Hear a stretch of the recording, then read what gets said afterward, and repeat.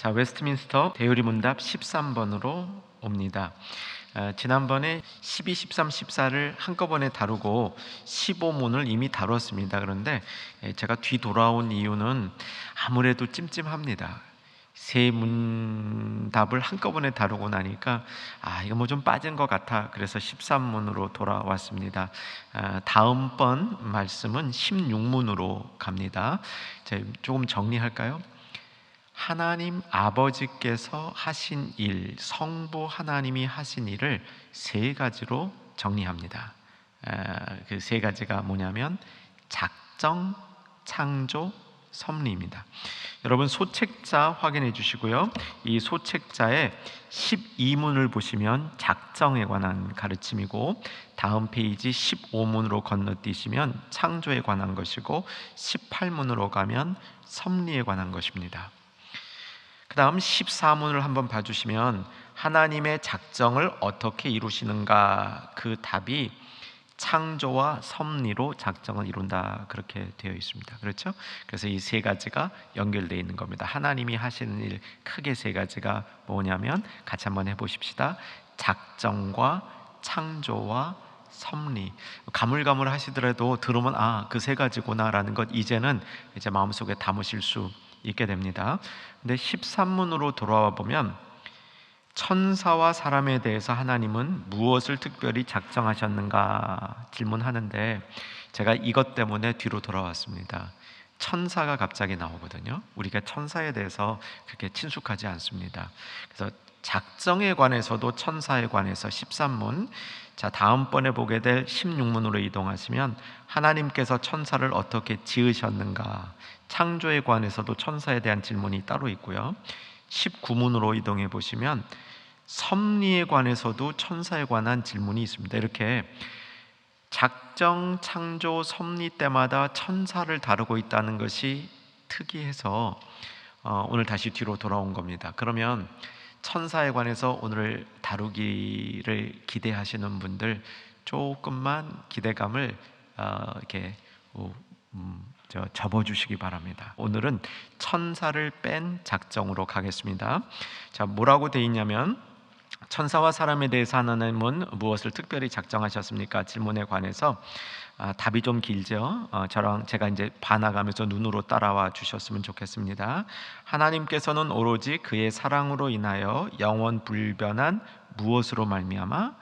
작정으로 말미암아 때가 차면 나타날 그의 영광스러운 은혜를 찬송하게 하려고 천사들을 택하시고, 좀 중간에 뗐습니다. 그러니까 하나님의 작정이 뭐냐? 택하신 거예요. 그 택하신 것으로 천사도 택했고 사람도 택했습니다. 그 택한 이유는 영광을 찬송하게 하려고 택하셨다. 이게 맥입니다.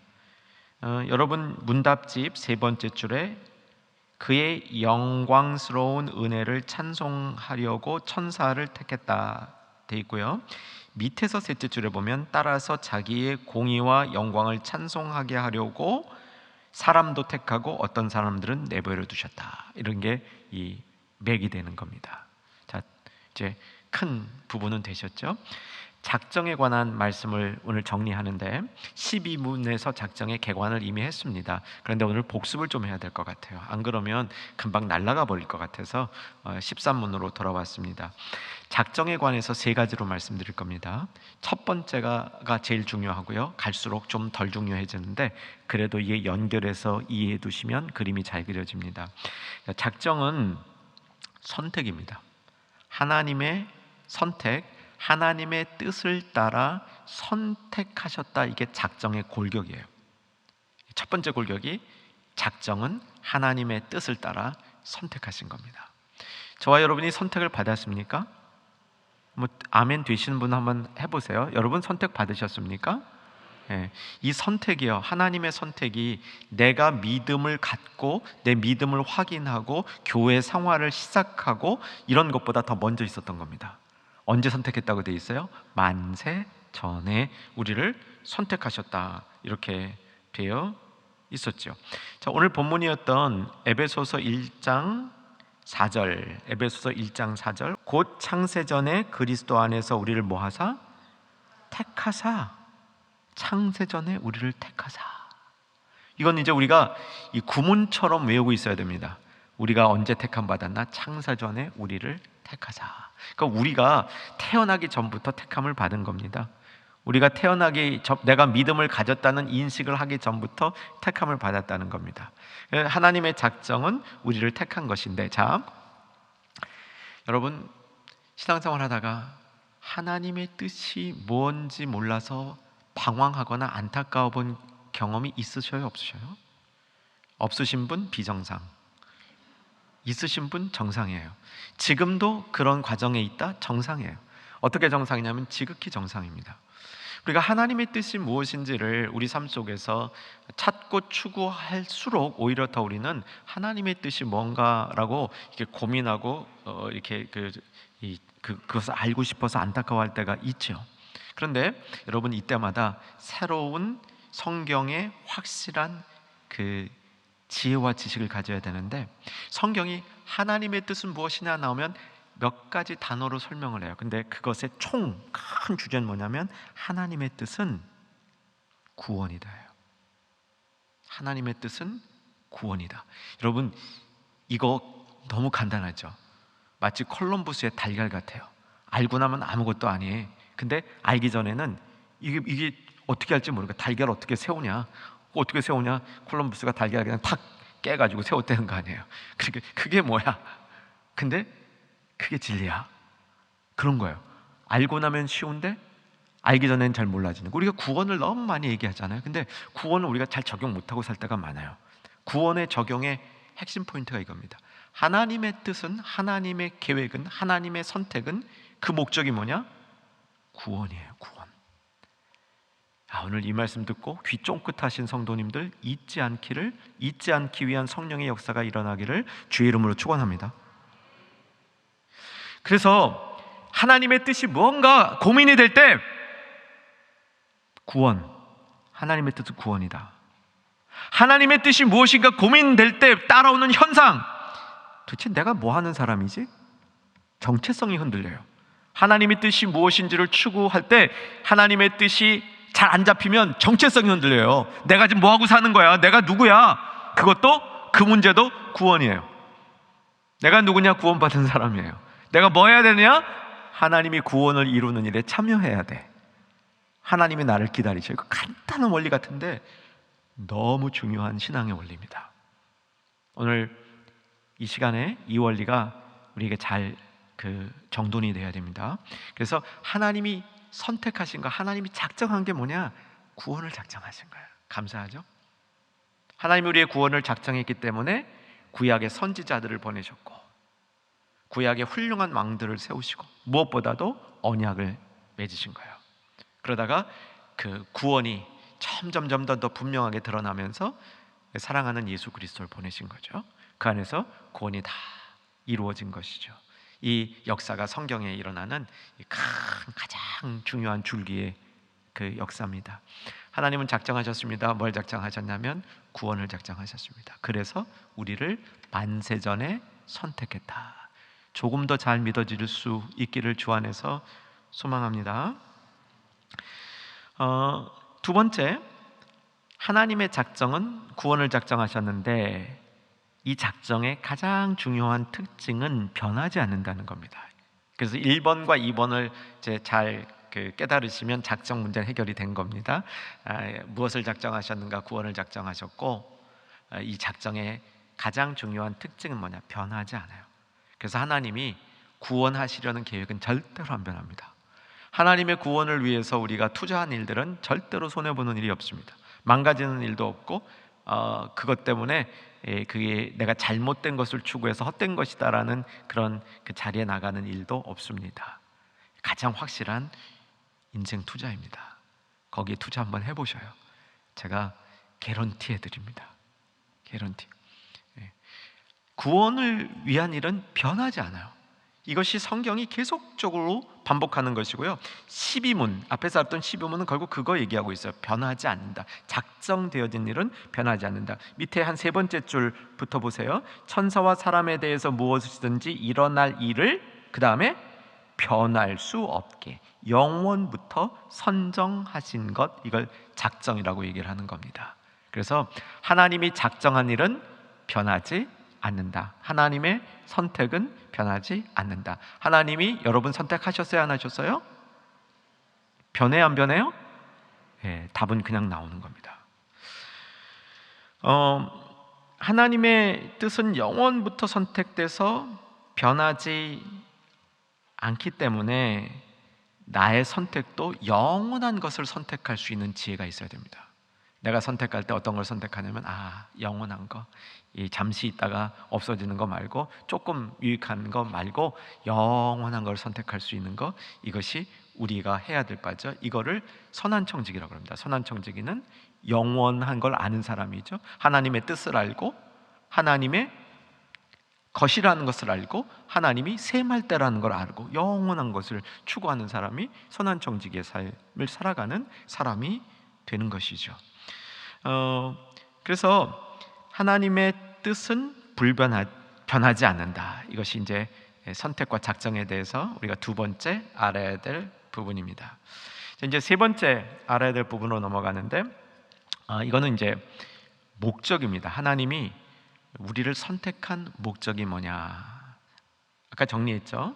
13문 보실 때 영광스러운 은혜를 찬송케 하려고, 천사도 영광스러운 은혜를 찬송케 하려고, 사람도 선택할 때 왜 선택했냐면 영광스러운 은혜를 찬송케 하려고. 이건 이제 결과예요.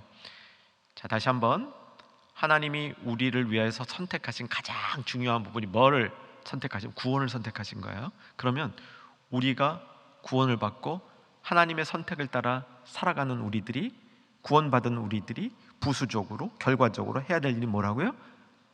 찬송케 하는 거예요. 하나님을 찬송케. 여러분, 하나님을 찬송하는데 은사가 있으신 분들 우리 중에 꽤 되시죠. 목소리로 아니면 그냥 그 마음속으로 하나님을 막 찬송하는 게 막 좋으신 분들이 있으시죠. 하루도 찬송을 안 부르면 안 되시는 분들도 계시죠. 하나님을 찬송하는 게 너무 좋으신 분들이 있으잖아요. 예, 근데 목소리로도 찬송하고 삶으로도 찬송하고 마음으로도 찬송하고 이 내 삶 전체가 하나님께 찬송이 되게 되는 것이 구원받은 사람의 결과라는 겁니다. 구원받은 사람 속에 나타나는 현상이라는 것이죠. 이 천사가 하나님을 찬송한다, 그런 구절이 있어요. 디모데전서 5장 21절입니다. 우리 한번 볼까요? 디모데전서 5장 21절 같이 한번 읽겠습니다. 시작. 하나님과 그리스도 예수와 택하심을 받은 천사들 앞에서, 천사들 앞에서 이 천사들이 택함을 받았다는 거야. 택함 받았는 게 작정된 거예요. 천사님이 택함을 받아가지고 이 천사들이 하는 일이 하나님을 찬송하는 거. 이건 이제 다음번에 이제 더 집중해서 다루게 됩니다. 그래서 이제 천사도 하나님의 택함을 받아서 찬송하는데, 찬송하는 모습을 보면, 천사가 하나님을 찬송하는 모습을 보면 아름다운 화음만이 아니에요. 뭐가 보이냐면 하나님과 그리스도 예수와 택하심을 받은 천사들 앞에서 내가 엄히 명하노니 너는 편견이 없이 이것을 지켜 아무 일도 불공평하게 하지 말라 하며, 그러니까 천사들은 우리가 행하는 일에 관해서 하나님 앞에서 이렇게 증언해 주는 거야. 입증해 주는 거예요. 저는 이거를 우리가 찬송하는 역할 중에 하나라고 생각합니다. 우리가 하나님을 찬송할 때 멋있는 화음만 넣어서 하나님을 찬송하는 게 아니라, 우리가 하나님이 계신 것과 하나님이 역사하신 것, 하나님을 간증하는 그 일들이 내 삶 속에서 드러나는 것, 이것이 찬송이 된다는 겁니다. 혹시 이 말씀을 듣고 있는, 이 자리에 계시거나 영상으로 듣고 계신 우리 사랑하는 충영 가족들 중에 나는 찬송은, 소리는 안 내는 게 더 은혜롭습니다 하는 분도 계신 거예요. 어쩔 수 없어요. 천사와 같은 소리를 가진 분도 있지만 그렇지 않은 소리를 내기만 하면 깨트리는 그런 분도 있을 수 있는 거죠. C.S. 루이스가 쓴 스크루테이프의 편지를 보면요, 책은 대충 어떤 책인지 아신 거죠? 이 꼬마 악마가, 역설입니다. 꼬마 악마가 삼촌 악마에게, 이 삼촌 악마는 아주 베테랑이에요. 사람 어떻게 미혹하는지에 대해서 꿰뚫고 있는 베테랑한테 가서 이 고하는 거야. 내가 이 마귀짓 하는데, 악마짓 하는 게 참 힘들어요. 그렇게 해서 그냥 예수 못 믿게 하려고 막 노력을 했는데, 일부 사람들은 그렇게 예수를 그래도 믿어요. 그래도 교회 가고요. 근데 그러니까 이 베테랑 삼촌 악마가 뭐라고 얘기하냐면, 괜찮아, 교회 가서 찬양대들 소리 틀리는 소리 내는 사람 다 거기에 집중하게 해가지고 그 틀리는 사람 보고 은혜 다 찢어 먹으면 돼. 그런 얘기도 나와요. 그러니까 찬송을 해도 소리로 잘 안 되는 분들도 있거든요. 소리로 안 되는 분들. 그래서 이 찬송이라는 거는 아름다운 목소리만이 아닌 겁니다. 그러면 어떤 찬송을 해야 되느냐? 하나님이 계신 거를 간증하는 찬송. 이거 찬송이에요. 그죠? 하나님이 좋은 분이라는 것을 증명하는 거. 이거 훌륭한 찬송입니다. 그래서 이 다양한 찬송을 우리가 할 수 있다는 거죠. 그런데 제 얘기를 좀 하면, 제가 찬양대를 해본 적이 있겠습니까? 없겠습니까? 그 고기 이렇게 흔드시는 분도 있네. 예, 그래도 저는 상처 안 받습니다. 그래서 찬양대를 조금 해봤어요. 근데 조금 한다가 안 한 이유가 있습니다. 이게 제가 스스로 보기에 빠지는 게 낫겠다 생각하고 찬양대에 안 있었는데, 이게 쭉 성경을 보면서 가진 위로가 있습니다. 무슨 위로냐면, 천국 가면 찬양대 할 수 있겠다. 저도 할 수 있겠다. 그런 생각이 들어요. 천국 가면 저 오디션 통과할 겁니다. 그래서 찬양대 쓸 거예요. 천국 찬양대. 근데 천국 찬양대 특징은 다 쓰는 겁니다. 다 쓰는 거. 빼지 않고 다 써요. 누구나. 이게 천국 찬양대의 특징일 겁니다. 여러분 천국 가셔야 돼요. 그죠?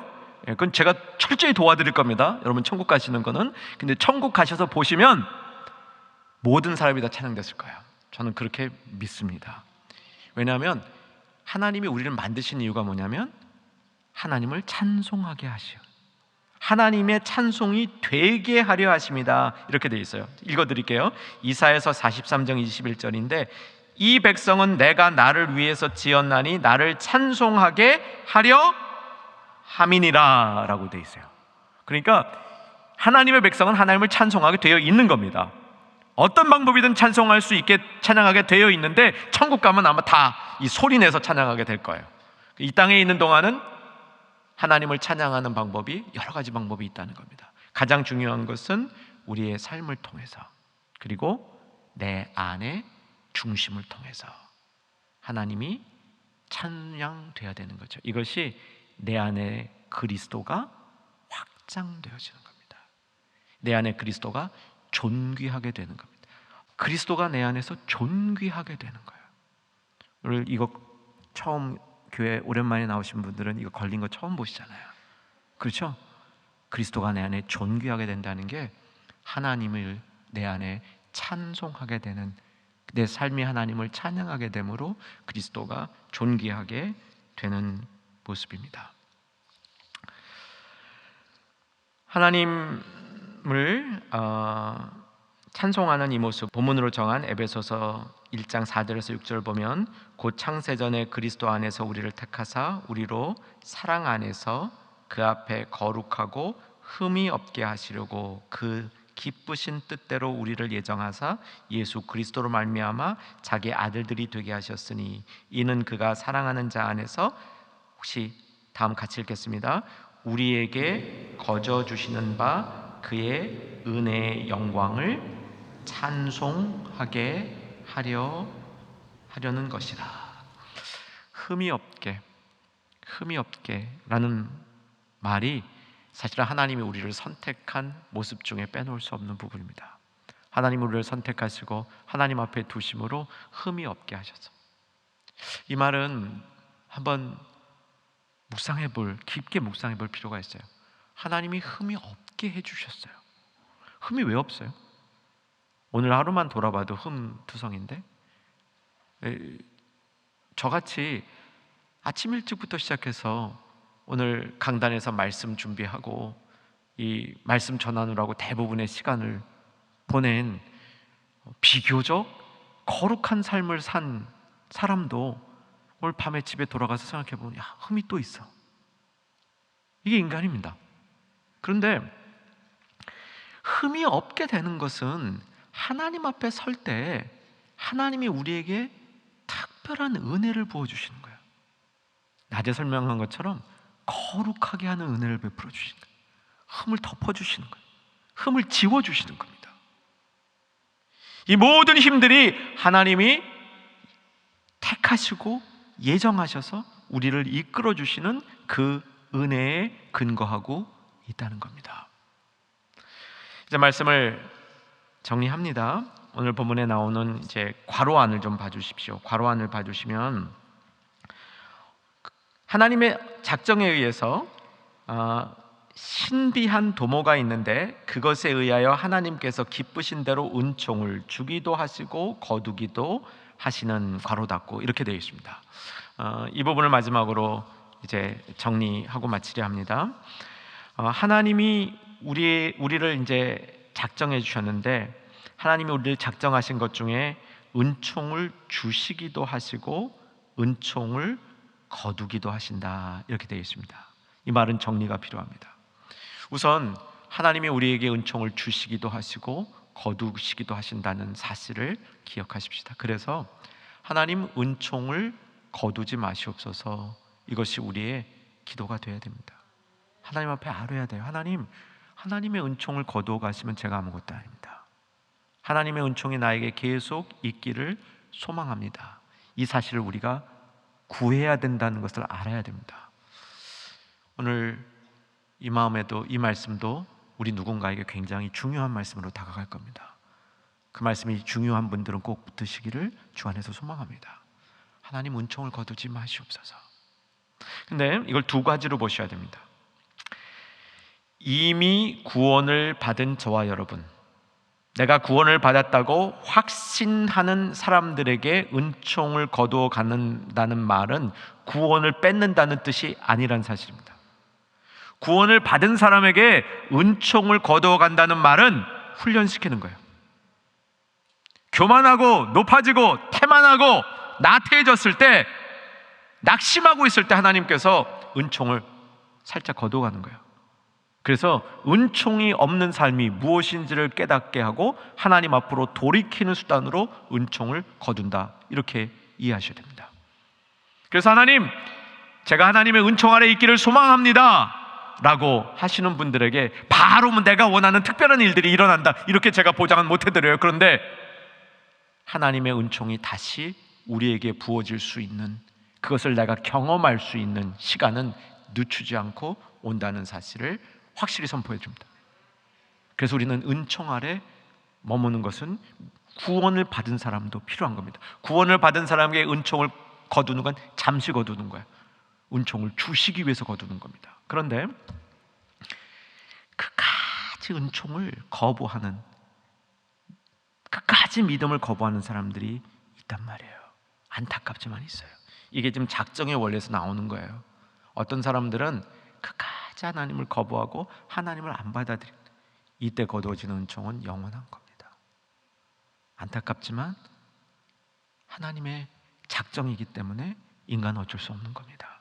그래서 우리는 끝까지 모르잖아요. 어떤 사람의 마지막에까지 하나님이 기다리고 기다리시다가 은총을 거두하실지 모르잖아요. 그러니까 그분들을 위해서 우리의 마음이 드려져야 되는 겁니다.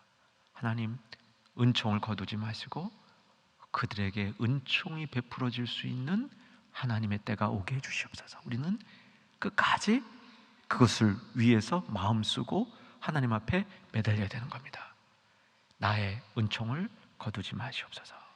우리가 이런 기도를 할 수 있는 근거가 뭐냐면, 하나님은 작정을 하셨고, 작정은 변해 안 변해요? 안 변해요. 안 변해요. 그래서 우리가 이렇게 할 수 있는 겁니다. 다소 역설적인 것 같지만 그렇게 할 수 있다, 이게 성경의 가르침입니다. 그래서 사랑하는 여러분, 우리 작정을 이루시는 저와 여러분 되기를 주 안에서 소망합니다. 하나님께 찬송이 되는 우리 인생이 되기를 주 안에서 소망하며 축복합니다.